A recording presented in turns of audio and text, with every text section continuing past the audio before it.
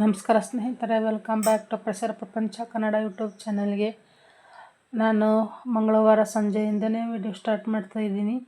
So ಹಾಗೆ continue evening to morning ಅಂತ ಹೇಳಿರಲಿಲ್ವ. So ನನ್ನ ಪರಿಸರ ಪ್ರಪಂಚ ಕನ್ನಡ ಯೂಟ್ಯೂಬನ್ನು ಮೊದಲಿಗೆ ಯಾರೆಲ್ಲ ನೋಡ್ತಾ ಇದ್ದೀರಿ ಸಬ್ಸ್ಕ್ರೈಬ್ ಮಾಡಿ, ದಯವಿಟ್ಟು ಕಮೆಂಟು ಮತ್ತು ಶೇರ್ ಹಾಗೆ ಲೈಕ್ ಕೊಡೋದನ್ನು ಮರಿಬೇಡಿ. ಯಾವೊಂದು ಶೇರ್, ಕಮೆಂಟ್ ಮತ್ತು ಸಬ್ಸ್ಕ್ರೈಬ್ ಎಷ್ಟು ಇಂಪಾರ್ಟೆಂಟ್ ಅನ್ನೋದು ನಿಮಗೂ ಗೊತ್ತಿರುತ್ತೆ. ಸೊ ನನ್ನ ಮಗಳು ಓದ್ತಾ ಇದ್ಲು, ಹಾಗೆಯೇ ನೋಡಿ. ಮತ್ತು ಈವ್ನಿಂಗು ಸ್ವಲ್ಪ ಮಳೆ ಆಗ್ತಾಯಿತ್ತು, ಜೋರೂ ಅಲ್ಲ ಸಣ್ಣನೂ ಅಲ್ಲ, ಬರೋದು ಆಗ್ತಾಯಿತ್ತು. ಸೊ ಹಾಗೆಯೇ ಸ್ವಲ್ಪ ಅವಳ ಜೊತೆನೇ ಟೈಮ್ ಸ್ಪೆಂಡ್ ಮಾಡಿದರೆ ಚೆನ್ನಾಗಿರುತ್ತೆ ಅಂತ ಹೇಳಿಬಿಟ್ಟು ರೂಮಲ್ಲೇ ಕೂತ್ಕೊಂಡು ಓದಿಸೋದು ಅದೆಲ್ಲ ಮಾಡ್ತಾಯಿದ್ದೆ. ಏನಂದರೆ ಸ್ನೇಹಿತರೆ, ಇವತ್ತಿನ ಕಾಲದ ವಿದ್ಯಮಾನ, ಅವರ ವಿದ್ಯಾಭ್ಯಾಸ, ಅವರ ಒಂದು ಏನಿದೆ ಅನ್ನೋದನ್ನು ತಿಳ್ಕೊಳ್ಳೋದು ತುಂಬ ಕಷ್ಟ ನೋಡ್ರಿ. ಯಾಕಂದರೆ ಮಕ್ಕಳಿಗೆ ನಾವು ಹೇಳೋದು ಅರ್ಥ ಆಗೋಲ್ಲ, ನಾವು ಹೇಳಿದೆ ನಿನಗೆ ಗೊತ್ತಾಗಲ್ಲ ಮಮ್ಮಿ ಅಂತಾಳೆ. ಏನಾರ ಹೇಳೋಕ್ಕೋದ್ರೆ ಅವಳು 5th ಸ್ಟ್ಯಾಂಡರ್ಡು, CBSE ಕ್ಲಾಸಸ್ಸು. ನೋಡಿ, ನಾವು ಓದಿದ್ದೇ ಬೇರೆ, ಅವಳು ಓದ್ತಾ ಇರೋದೇ ಬೇರೆ. ಸೊ ನನಗೆ ಅದಷ್ಟು ಗೊತ್ತಾಗಲಿಲ್ಲ ಅಂದ್ರೂ ಅಟ್ಲೀಸ್ಟ್ ಗೂಗಲ್ ಮೂಲಕ ಆದರೂ ಯಾವುದಾದ್ರೂ ಮೂಲಕ ನಾನು ಸರ್ಚ್ ಮಾಡಿಬಿಟ್ಟು ಅವಳಿಗೆ ಹೇಳ್ಕೊಡೋ ಪ್ರಯತ್ನ ಮಾಡ್ತಾಯಿರ್ತೀನಿ. ನೋಡು, ಅದು ಕ್ಲಾಸ್ ವರ್ಕ ಬೇರೆ ಅಂತೆ, ಒಂದೊಂದು ಸಬ್ಜೆಕ್ಟಿಗೆ ಬೇರೆ ಬೇರೆ 3-3ರಿಂದ 4 ನೋಟ್ಸು. ನಾವೆಲ್ಲ ಸಬ್ಜೆಕ್ಟು 6 ನೋಟ್ಸ್, 6 ಓದೋ ಬುಕ್ ಇದ್ದರೆ 6 ನೋಟ್ ಬುಕ್ ಇದ್ದರೆ ಮುಗಿದು ಹೋಯ್ತು. ಎಲ್ಲ 6 ಅಷ್ಟೇ. ಇವ್ರದ್ದೇನಿಲ್ಲ, ಒಂದೊಂದು ಇದಕ್ಕೇ 3 ಇರ್ತವೆ. ಸೊ ನೋಡಿ, ಸೋಷಿಯಲ್ ಬೇರೆ, ಸೈನ್ಸ್ ಬೇರೆ, ಸೋಷಿಯಲ್ ಸೈನ್ಸ್ ಬೇರೆ, ಮತ್ತು ಇಂಗ್ಲೀಷ್ ಕಾಪರೇಟಿಂಗ್, ಈ ಥರ ಎಲ್ಲ ಸೆಂಟೆನ್ಸ್ ಎಲ್ಲ ಈ ಥರ ಬರೆಯೋದು, ಈ ಥರ ಹ್ಯಾಂಡ್ ರೈಟಿಂಗು. ಆ್ಯಕ್ಚುಲಿ ನಾವು ಡಿಗ್ರಿ ಲೆವೆಲಿಗೆ ನೋಡಿದ್ವಿ ಏನೋ ಅನಿಸುತ್ತೆ ಅಷ್ಟೇ. ನೋಡಿ, ಮಕ್ಕಳಿಗೆ ಎಷ್ಟು ಸವಲತ್ತಿದೆ ಅಂದರೆ ಓದಲಿಕ್ಕೆ ಇವತ್ತಿನ ಕಾಲದಲ್ಲಿ. ನೋಡಿ, ಹ್ಯಾಂಡ್ ರೈಟಿಂಗ್ ಅಂತೂ ಇಷ್ಟು ನೀಟಾಗಿ ಬರೀತಾಳೆ ಅಂದರೆ ಅವಳು ಇನ್ನೇನು ಹಠಮಾರಿ ಓದೋದಿಲ್ಲ. ಆಮೇಲೆ ನೋಡಿ, ಸೈನ್ಸ್ ಮಿಷನ್ ಅಂತ ನನಗೆ ಮುಂಚೆ ನಾವು ಏನು ಹಾಕಿದ್ವಿ ಒಂದು CBSE ಕ್ಲಾಸಸ್ಗೆ, ಸತ್ಯವಾಗ್ಲೂ ನನಗೆ ಸೈನ್ಸ್ ಬುಕ್ಕ ಯಾವುದು, ಸೋಷಿಯಲ್ ಟೆಕ್ಸ್ಟ್ ಬುಕ್ ಯಾವುದು, ಇಂಗ್ಲೀಷ್ ಬುಕ್ ಯಾವುದು ದೇವ್ರಣೆ ಗೊತ್ತಾಗಲಿಲ್ಲ. ಓದಿದ್ದೀನಿ, ಡಿಗ್ರಿ ಓದಿದ್ದೀನಿ, ಬಟ್ ಅಷ್ಟು ನಮ್ಮ ನಾವು ಏನೋ 93 ನಂತರ ನಾವು ಇದಾಗಿರೋದು. ಇವತ್ತಿನ ಮಕ್ಕಳು ಏನು 25 ಜನ್ರೇಷನ್ ಇದರಲ್ವ. ಸೊ ಹಾಗಾಗಿ ನೋಡಿ, ಮಕ್ಕಳಿಗೆ ಇದೆಲ್ಲ ನಾವು ಬ್ಯಾಕ್ ಬೋನು ಅವೆಲ್ಲ ಏನು ತುಂಬ ಲೇಟ್ ಕಲ್ತಿದ್ದೀವಿ. ಬಟ್ ಮಕ್ಕಳಿಗೆ ನೋಡಿ, ಮ್ಯಾಥಮೆಟಿಕ್ಸ್ ಬುಕ್ಕ ಎಷ್ಟು ದಪ್ಪ ಇದೆ ಅಂತ ಹೇಳ್ಬಿಟ್ಟು ಈ ಥರ ಬುಕ್ಕ ನಾನು 10th ಒಳಗೆ ನೋಡಿದ್ದೀನಿ. ಸೊ ಇವಾಗಲೇ ಜಿಯಾಮೆಟ್ರಿ, ಆಲ್ಜಿಬ್ರಾ, ಅರ್ಥಮೆಟಿಕ್, ಈ ಥರ ಎಲ್ಲ ಪ್ರತಿಯೊಂದನ್ನು ಅವ್ರಿಗೆ ಪರಿಚಯ ಮಾಡಿಸ್ಬಿಟ್ಟಿದ್ದಾರೆ. ಸೊ ಸ್ನೇಹಿತರೆ, ಮಕ್ಕಳಿಗೆ ಎಜುಕೇಷನ್ ಇಂಪಾರ್ಟೆಂಟು, ಆಮೇಲೆ ತಾಳ್ಮೆನೂ ಇಂಪಾರ್ಟೆಂಟ್ ಅಂತ ಹೇಳ್ತೀನಿ. ನೋಡಿ, ನಾವೆಷ್ಟು ತಾಳ್ಮೆಯಿಂದ ಇರ್ತೀವೋ ಮಕ್ಕಳನ್ನ ಅಷ್ಟೇ ತಾಳ್ಮೆಯಿಂದ ಕಲಿತಾರೆ. ನನ್ನ ಮಗಳು ಜಾಣಿ ಅಂತ ನಾನು ಹೇಳ್ತಾ ಇಲ್ಲ, ಅವಳು ಓದೋಕ್ಕಷ್ಟು ಇಂಟ್ರೆಸ್ಟ್ ಇಲ್ಲ. ಬಟ್ ನಾವೇನು ಮಾಡ್ತೀವಿ, ಫ್ರೆಂಡ್ಲಿಯಾಗಿ ಇದ್ಬಿಟ್ಟು ಅವಳನ್ನ ಆ ಥರ ಟ್ರೀಟ್ ಮಾಡ್ತೀವಿ. ನೋಡಿ, ಹತ್ತತ್ರ 6:30 ಆಗುತ್ತೆ ಸಂಜೆ ಅವಳು ಬಂದು ಟಿಫನ್ ಮುಗಿಸ್ಕೊಂಡು ಅವಳು ಓದೋದು ಬರೆಯೋದು ಅನ್ನೋದಕ್ಕೆ 8-8:30 ಆಗುತ್ತೆ. ಯಾವುದಕ್ಕೂ ಒತ್ತಡ ಹಾಕೋಕ್ಕೆ ಹೋಗೋದಿಲ್ಲ. ಅವ್ರ ಬಾಕ್ಸ್ ಎಲ್ಲ ರೆಡಿ ಮಾಡಿಬಿಟ್ಟು ಸಂಜೆ ಅವಳಿಗೆ ಟಿಫನ್ ಹಾಕ್ಸ್ಕೊಟ್ಬಿಟ್ಟು ಮತ್ತೆ ಸರಿ ನೀನು ಓದೋದು ಯಾವಾಗ ಅಂತ ಹೇಳ್ಬಿಟ್ಟು ಓದ್ತೇನೆ ಮಮ್ಮಿ ತಿಂಡಿ ತಿಂದು ಅಂತ. ನೋಡಿ, ಇದು ಇಂಗ್ಲೀಷ್ ಬುಕ್ ಅಂತ ನನಗೆ ದೇವ್ರಣೆ ಗೊತ್ತಿರಲಿಲ್ಲ. ಇಂಗ್ಲೀಷ್ ಬುಕ್ಕ ಅನ್ನೋದು ಈ ಥರ ಎಲ್ಲ ಬೇರೆ ಬೇರೆ ವರ್ಡ್ಸ್ ನಮಗೆ ಗೊತ್ತಿರೋಲ್ಲ. ಆ ಥರ ಎಲ್ಲ ಇವಾಗ ಮಕ್ಕಳ ಸಲುವಾಗಿ ಎಲ್ಲ ಕಲಿಬೇಕು ಅನ್ನೋ ಒಂದು ಆಸೆ ಹುಟ್ಟಿದೆ. ನೋಡಿ ಸ್ನೇಹಿತರೆ, ಆ ಥರ ಆಗಿದೆ. ಬಜ್ ವರ್ಡ್ ಅಂತೆ, ಪಜಲ್ ಅಂತೆ, ಇವೆಲ್ಲ ನಮ್ಮ ತಂದೆ ತಾಯಿ ಅಂತೂ ಓದಿರಲಿಲ್ಲ. ಇವಾಗ ನಾವು ಸ್ವಲ್ಪ ಕಲ್ತಿದ್ದೀವಿ ಅಂದರೆ ನಮ್ಮ ಮಕ್ಕಳನ್ನ ಕಲಿಬೇಕು ಅನ್ನೋ ಆಸೆಯಿಂದ ನೋಡಿ, ಇವಾಗ ದೀಸ್ ಅವೆಲ್ಲ ನಾವು 5th ಸ್ಟ್ಯಾಂಡರ್ಡಿಗೆ ABCD ಕಲ್ತಿದ್ದೀವಿ. ಇವರು 5th ಸ್ಟ್ಯಾಂಡರ್ಡಿಗೆ ಗ್ರಾಮರೇ ಮುಗಿಸಿದ್ದಾರೆ. ಸೊ ನೋಡಿ, ಇದು ನನ್ನ ರೂಮು. ಈ ನಮ್ಮ ಬೆಡ್ರೂಮಲ್ಲೇ ನಾನು ಜಾಸ್ತಿ ಈ ಥರ ಎಲ್ಲ ಸಲಕರಣೆ ಇಟ್ಟಿದ್ದಾರೆ. ಹಿಂದೆಲ್ಲ ಸ್ಟೋರ್ ರೂಮ್ ಆಗಿತ್ತು, ಇವಾಗೆಲ್ಲ ನಾವು ಬಳಸ್ತಾ ಇದ್ದೀವಿ. ಇದು ಹೆಚ್ಚು ನಾನು ಇದನ್ನು ಈ ರೂಮಲ್ಲೇ ನಾನು ಟೈಮ್ ಸ್ಪೆಂಡ್ ಮಾಡೋದು. ಹಾಗಾಗಿ ನಿಮಗೂ ಗೊತ್ತಿರಲಿ ಅಂತ ಹೇಳಿಬಿಟ್ಟು ಒಂದು ಏರ್ ಕೂಲರ್ ಇಟ್ಟಿದ್ದೀವಿ. ಅಷ್ಟು ಬಿಟ್ಟರೆ ಒಂದು ಬೆಡ್ ಇದೆ. ಹಾಗೆ ಅವಳಿಗೆ ಓದ್ಕೊಳ್ಳಿಕ್ಕೆ ಅಂತ ಹೇಳಿಬಿಟ್ಟು ಈ ಥರ ಮಾಡಿಟ್ಟಿದ್ದೀವಿ. ಸಿಕ್ಕಾಪಟ್ಟೆ ಕೋಪ ಅವಳಿಗೆ, ತಾಳ್ಮೆನೂ ಕಡಿಮೆ. ಸೊ ಏನು ಮಾಡೋಕ್ಕಾಗಲ್ಲ, ಹೇಗೆ ಬರುತ್ತೋ ಹಾಗೆ ಹೋಗಬೇಕು ಸ್ನೇಹಿತರೆ, ಅಷ್ಟೇ. ನೋಡಿ, ನೆಕ್ಸ್ಟ್ ಡೇ ಮಾರ್ನಿಂಗ್ ಅಂದರೆ ಇವತ್ತು ಬುಧವಾರ ದಿನ ಬೆಳಿಗ್ಗೆ ಆವಾಗಲೇ ಅಲರ್ಟ್ ತುಂಬ ಲೇಟಾಗಿ ಹೋಗ್ಬಿಟ್ಟೈತಿ. ಇವತ್ತು ಮಾರ್ನಿಂಗ್ ವಿಡಿಯೋಯಿಂದ ಸ್ಟಾರ್ಟ್ ಮಾಡಬೇಕು ಅಂತ ಆಗಲೇ ಇಲ್ಲ. ಅವಳಿಗೆ ನೋಡಿ ಒಂದು ಕಡೆ ಹೆಸರು ಕಾಳು ಬೇಯಕ್ಕೆ ಇಟ್ಕೊಂಡು ಒಂದು ಕಡೆ ನೀರು ಇಟ್ಕೊಂಡೆ, ಬಿಸಿನೀರು ಅವಳಿಗೆ ಕಾಯಿಸ್ಲಿಕ್ಕೆ. ಸೊ ಚಪಾತಿ ಹಿಟ್ಟು ನಾದಿಟ್ಟೆ. ಅವಳಿಗೆ ಚಪಾತಿ ಬೇಕು ಅಂದ್ಲು. 5 ದಿನ 4 ದಿನ ಆಗಿತ್ತು ನಾವು ರೊಟ್ಟಿ ತಿಂದೇನೆ. ಸೊ ನನಗೆ ರೊಟ್ಟಿ ಬೇಡ ಮಮ್ಮಿ, ಚಪಾತಿನೇ ಇರಲಿ ಅಂತ ಹೇಳಿದ್ಲು. ಸರಿ ಅಂತ ಹೇಳಿಬಿಟ್ಟು ಮತ್ತು ನಮಗೊಂದು ಅವಳಿಗೊಂದು ಎಲ್ಲಿ ಮಾಡೋದು ಅಂತ ಹೇಳಿ ಮಾಡ್ತಾಯಿದ್ದೆ. ನೋಡಿ ಬೆಳಿಗ್ಗೆ ಇದು ಒಂದು ಟೀ ಸ್ಪೂನು 1/4 ಭಾಗದಷ್ಟು ಜೀರಿಗೆ ಹಾಕ್ಕೊಂಡು ಕುದಿಸ್ಕೊಂಡು ಕುಡಿಯೋಣ ಅಂತ ಹೇಳಿಬಿಟ್ಟು, ದೇವ್ರು ಕ್ಲೀನ್ ಮಾಡಿಕೊಡು ಮಮ್ಮಿ, ಬೇಗ ಬೇಗ ದೇವರು ಅದನ್ನೆಲ್ಲ ಕ್ಲೀನ್ ಮಾಡಬೇಕು. ಅವಳಿಗೆ ಒಟ್ಟು ಏನೂ ಗೊತ್ತಾ, ಅವಳಿಗೆ ಪೂಜೆ ಮಾಡಿ ಹೋಗ್ಬೇಕು ಅಷ್ಟೇ ಸಮಾಧಾನ. ಸೊ ಹಾಗಾಗಿ ಸರಿ ನನ್ನ ಕೈಲಿ ಎಷ್ಟಾಗುತ್ತೋ ಅಷ್ಟು ಮಾಡಿಬಿಡೋಣ ಅಂತೇಳಿಬಿಟ್ಟು ನೋಡಿ ಒಂದೇ ಒಂದು ವಿಜಿಲ್ ಹಾಕ್ಸ್ಕೊಂಡಿದ್ದೀನಿ ಕಾಳಿಗೆ. ಒಂದು ವಿಜಿಲ್ ಹಾಕಿದರೆ ಸಾಕು, ಕಾಳು ಬೆಂದೋಗುತ್ತೆ. ನೀರನ್ನು ಕಾದ್ಬಿಟ್ಟಿದ್ವು ಆಲ್ರೆಡಿ.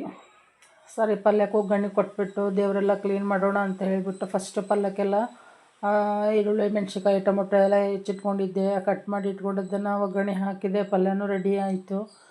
ಇವಾಗ ಚಪಾತಿ ಎಲ್ಲ ಮಾಡಬೇಕು. ಚಪಾತಿ ಮಾಡಲಿಕ್ಕೆ ಇನ್ನು ಮುಂಚೆನೇ ನಾನು ಏನು ಮಾಡಬೇಕು ಅಂದರೆ ದೇವ್ರು ಕ್ಲೀನ್ ಮಾಡಬೇಕು. ದೇವ್ರು ಕ್ಲೀನ್ ಮಾಡಲಿಲ್ಲ ಅಂದರೆ ಜಗಳ ಆಡ್ಬಿಡ್ತಾಳೆ ಅವಳು. ಸೊ ಹಾಗಾಗಿ ನೋಡಿ ದೇವರೆಲ್ಲ ನೀಟಾಗಿ ಮಾಡಿಟ್ಟು ಇವಾಗ ಕಲ್ಲು ಕ್ಲೀನ್ ಮಾಡಿಬಿಡೋಣ, ಮತ್ತು ಸಮಾಧಾನ ಅನಿಸಲ್ಲ.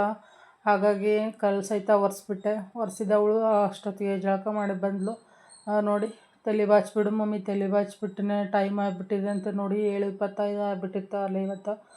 ಸೊ ತಲೆ ಬಾಚಿಬಿಟ್ಟು ಅವಳದು ನಾನು ಸಹ ಅವಳಿಗೆ ಪೂಜೆಗೆಲ್ಲ ರೆಡಿ ಮಾಡಿ ಕೊಟ್ಬಿಟ್ಟು ಚಪಾತಿ ಮಾಡೋಣ ಒಂದು 5 ಅವಳಿಗೆ ಮುಂಚೆ ಅಂತ ಹೇಳಿಬಿಟ್ಟು ಪಲ್ಯ ಎಲ್ಲ ತಣ್ಣಗಾಗಲಿ ಅಂತ ಹೇಳಿ ಬಾಕ್ಸಿಗೆ ಹಾಕಿ ಕೆಲಸ ಮಾಡ್ತಾಯಿದ್ದೆ. ಅವಳು ಸಹ ಪೂಜೆ ಮಾಡಲಿಕ್ಕೆ ಇದು ಮಾಡೋದೇ ಇದ್ಲು. ಅವ್ರ ಅಪ್ಪಾಜಿನೂ ಹೂವು ಹರ್ಕೊಂಬಂದಿರಲಿಲ್ಲ ಇವತ್ತು. ಸೊ ನೋಡಿ ಇವಾಗ ಒಂದು 5-6 ಹುಳ್ಳಿ ಹರಿದಿಟ್ಬಿಟ್ಟು ಫಸ್ಟು ಚಪಾತಿ ಮಾಡಿಬಿಡೋಣ. ಅವಳಿಗೆ ತಿನ್ನಬೇಕು, ತಿಂದು ಹೋಗಬೇಕು. ಅವಳಿಗೆ ಯಾವ ಅಭ್ಯಾಸವೂ ಇಲ್ಲ. ಬಿಸ್ಕಿಟು, ಹಾಲು, ಕಾಫಿ ಈವ್ನಿಂಗ್ ಟೈಮ್ ಕುಡಿತಾಳೆ ಬಂದು, ಇಲ್ಲ ಅಂತ ಅಲ್ಲ. ಆದರೆ ಈ ಥರ ಬಿಸ್ಕಿಟ್ ಅವನೇನೋ ಬ್ರೆಡ್ಡು ಬಿಸ್ಕಿಟು ಬನ್ ಅಂತವೇನು ತಿನ್ನೋದಿಲ್ಲ. ಮಾರ್ನಿಂಗ್ ಅವಳು ಮನೇಲಿ ಏನು ಮಾಡಿರ್ತವೆ ಅದನ್ನೇ ಊಟ ಮಾಡ್ತಾಳೆ. ಸಂಜೆನೂ ಅಷ್ಟೇ ಬಂದು ಏನಿರ್ತೋ ಅದನ್ನೇ ಊಟ ಮಾಡ್ತಾಳೆ. ನೋಡಿ ಚಪಾತಿ ಬೇಯಿಸ್ಲಿಕ್ಕೆ ಹಾಕಿದ್ದೀನಿ. ನನಗೆ ಅದು ಒಂದು ಅವಳ ಗುಣ ತುಂಬ ಇಷ್ಟ. ನನಗೆ ಅದೇ ಬೇಕು ಬೇಕು ಅನ್ನಲ್ಲ. ಬೇರೆ ಮಕ್ಕಳಾದ್ರೆ ಅದು ಯಾಕೆ ಇದು ಯಾಕೆ ಅಂತಾರೆ. ಬಟ್ ಅವಳು ಏನಿಲ್ಲ, ಯಾವುದಿರುತ್ತೋ ಅದನ್ನು ನೋಡಿ ಇವಾಗ ತಿಂತಾ ಇದ್ದಾಳೆ. ಅವಳು ಸಮಾಧಾನವಾಗಿ ತಿನ್ನಬೇಕು. ಒಂಥರ ತಿನ್ನಲಿ, ಎರಡಲ್ಲಿ ತಿನ್ನಲಿ, ಒಂದು 5-10 ನಿಮಿಷ ಸಮಾಧಾನದಿಂದ ತಿಂದು ಅವಳು ರೆಡಿಯಾಗಿ ಸ್ಕೂಲಿಗೆ ಹೋಗಬೇಕು. ನೋಡಿ ಇವಾಗ ನೀರೆಲ್ಲ ಹಾಕಿಟ್ಟು ಹೋಗಿದ್ರು ನಮ್ಮ ಮನೆಯವರು. ಬರ್ತಾಯಿತ್ತು ಅದ್ರ ಪಾಡಿಗೆ ಅದು ಬರುತ್ತೆ ಅಂತ ಹೇಳಿಬಿಟ್ಟು ನಾನು ಇವಾಗ ಇವಳಿಗೆ ನಮ್ಮ ಯುಕ್ತಿಗೆ ಬಾಕ್ಸ್ ಎಲ್ಲ ರೆಡಿ ಮಾಡಿದ್ದೆ. ಸರಿ ಇವಾಗ ಸ್ವಲ್ಪ ತಣ್ಣಗಾಗಲಿ ಅಂತ ಹೇಳಿಬಿಟ್ಟು ಚಪಾತಿನ ಹಾಗೆ ಬಾಕ್ಸಿಗೆ ಹಾಕಿ ಕೈ ಬಿಟ್ಬಿಟ್ಟೆ. ನೋಡಿ ಟೈಮ್ ಅಲ್ಲ 8:10 ನಿಮಿಷ ಕಡಿಮೆ ಇತ್ತು. ಆವಾಗಲೇ ಅವಳಿನೂ ಮುಗ್ದಿರಲಿಲ್ಲ. ಸರಿ ಅಂತ ಹೇಳಿಬಿಟ್ಟು ಅವಳು ಶೂನಾರು ಒರೆಸಿಟ್ಬಿಡೋಣ ಅಂತ ಹೇಳಿಬಿಟ್ಟು, ಅದು ಬುಧವಾರ ಅಲ್ವಾ, ವೈಟ್ ಡ್ರೆಸ್ ಹಾಕ್ಕೊಂಡಿದ್ದಾಳೆ ಯೂನಿಫಾರ್ಮ್. ಸರಿ ಅಂತ ಹೇಳಿಬಿಟ್ಟು ನಾನು ಅದನ್ನು ಒರೆಸಿ ಕ್ಲೀನ್ ಮಾಡಿಬಿಟ್ಟು ಎಲ್ಲ ಅವಳಿಗೆ ಹಾಕಿಬಿಟ್ಟು ಕಳ್ಸೋಕೆ ಹೋದೆ ರೋಡಿಗೆ. ಬಸ್ ಬರೋಕ್ಕಿಂತ 10 ನಿಮಿಷ ಮುಂಚೆ ಇತ್ತು. ಬುಧವಾರ ಮತ್ತು ಶನಿವಾರ ಆಗ್ತಕ್ಕಂಥ ಯೂನಿಫಾರ್ಮ್ ನೋಡಿ ಇದು. ನೋಡಿ ಇನ್ನೂ ಮಾರ್ನಿಂಗ್ ಯಾರು ಎಚ್ಚರಿಕೆಯಾಗಿರಲ್ಲ ಕೆಲವೊಬ್ಬರಿಗೆ. ಅಷ್ಟು ಕೋಲ್ಡ್ ಇದೆ ಮಾರ್ನಿಂಗು.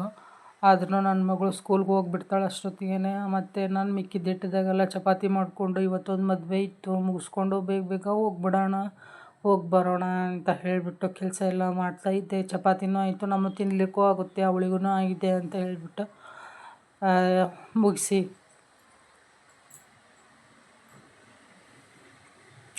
ನಾವು 1/2 ಲೀಟ್ರ್ ಹಾಲು ಬಂದ್ವು.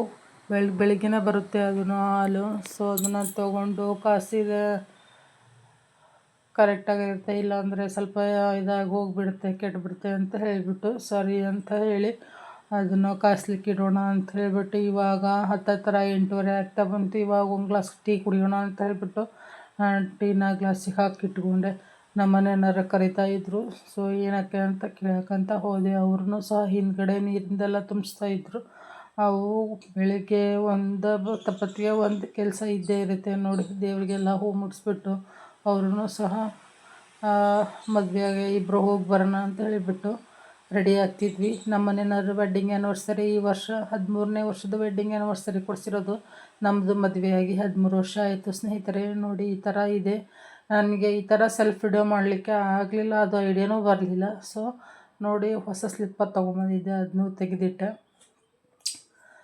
ನಾವು ರಾಣೆಬೆನ್ನೂರಾಗಿದೆ ಮದುವೆ ಅಂತ ಹೇಳಿಬಿಟ್ಟು ರೆಡಿ ಆಗ್ತಾ ಇದ್ದೆ. ತಲೆ ಬಾಚ್ಕೊಂಡಿರಲಿಲ್ಲ, ತಲೆ ಕೂದಲು ಸೆಟ್ ಆಗ್ತಾನೇ ಇರಲಿಲ್ಲ. ಸೊ ಹಾಗಾಗಿ ಬಾಚ್ಕೊಂಡು ಸಾಕಾಯಿತು. ಹಾಗೆ ಕೂದಲ ಬಿಟ್ಕೊಂಡೇ ಅದೆಲ್ಲ ತಲೆ ಒಂಥರ ಬೆಶಕೆಗೆ ಎಲ್ಲ ಮುದ್ದೆ ಆದಂಗೆ ಆಗಿತ್ತು. ನೋಡಿ, ಈ ಥರ ಇದೆ ನನ್ನ ಔಟ್ಫಿಟ್ ಇವತ್ತಿಂದು. ಹೇಗಿದೆ ಅನ್ನೋದನ್ನು ಕಮೆಂಟ್ ಮೂಲಕ ತಿಳಿಸಿ ಸ್ನೇಹಿತರೆ. ನಾನು ಏನಾದರೂ ಒಂದು ಸೆಲ್ಫ್ ವಿಡಿಯೋ ಮಾಡಬೇಕು ಅನ್ನೋ ಒಂದು ಇದು ಕಾನ್ಸೆಪ್ಟ್ ಇಟ್ಕೊಂಡ್ರೆ ಏನಾದರೂ ಒಂದು ಆಗೋಗುತ್ತೆ. ಸೊ ನಾನು ವಾಯ್ಸ್ ಓವರ್ ಕೊಟ್ಟೇ ಮಾಡ್ತಾಯಿದ್ದೀನಿ. ನೋಡಿ, ಹತ್ತತ್ರ 12 ಗಂಟೆ ಆಗ್ತಾ ಬಂತು. ನಮ್ಮ ಮನೆಯವ್ರು ಇನ್ನೂ ಬಂದಿರಲಿಲ್ಲ. ಸರಿ ಬಿಡೋ ಅಂತ ಹೇಳಿಬಿಟ್ಟು, ರಾಣೆಬೆನ್ನೂರಲ್ವ ಹೋಗೋದು ಅಂತ ಹೇಳಿಬಿಟ್ಟು ಏನೋ ಸುಮ್ಮನೆ ಕೂತ್ಕೊಂಡಿದ್ದೆ. ಈ ಥರ ವಾಚೆಲ್ಲ ಹಾಕ್ಕೊಂಡು ನನಗೆ ತುಂಬ ಖುಷಿ ಕೊಡುತ್ತೆ. ಯಾರೇನಾದರೂ ಅನ್ನಲಿ, ಯಾರೇನಾದರೂ ಬಿಡಲಿ, ನನ್ನ ವೈಯಕ್ತಿಕ ನನಗೇನು ಇಷ್ಟ ಆಗುತ್ತೆ ನಾನು ಅದನ್ನು ಮಾಡ್ತೀನಿ. ಸೊ ನಮ್ಮ ಮನೆಯವ್ರು ಈ ವರ್ಷ ಫಸ್ಟು 13 ವರ್ಷಕ್ಕೆ ಈ ಸರಿ ವಾಚ್ ಗಿಫ್ಟಾಗಿ ಕೊಟ್ಟಿದ್ದಾರೆ. ನನಗೆ ತುಂಬ ಖುಷಿ ಆಯಿತು, ಹ್ಯಾಪಿ ಫೀಲ್ ಅಂತಲೇ ಹೇಳ್ಬೋದು. ನೋಡಿ, ಕಾರ್ ಬಂತು. ನಾವು ಸಹ ಮದುವೆಗೆ ಹೋಗಿ ರೀಚ್ ಆದ್ವಿ. ನೋಡಿ, ನಮ್ಮ ಉತ್ತರ ಕರ್ನಾಟಕ ಕಡೆ ನಮ್ಮ ಭಾಗದಲ್ಲಿ ಗಂಡಿನ ಕಡೆನವರೇ ಮದುವೆ ಮಾಡಬೇಕು. ಅವರು ಶ್ರೀಮಂತರೇ ಇರಲಿ, ಬಡವರೇ ಇರಲಿ, ಏನಾರ ಇರಲಿ, ಅವರೇ ಮದುವೆ ಮಾಡಿಕೊಡ್ಬೇಕು. ಇದು ನಮ್ಮ ಬ್ಯಾಡಗಿ ಶಾಸಕರು ಸಹ ಇದರಲ್ಲಿ. ಇವತ್ತಿನ ವಿಡಿಯೋ ಇದಾಗಿತ್ತು ಅಂತ ಹೇಳ್ತೀನಿ ಸ್ನೇಹಿತರೆ. ಮತ್ತೊಂದು ವಿಡಿಯೋದೊಂದಿಗೆ ಸಿಗೋಣ. ಧನ್ಯವಾದ.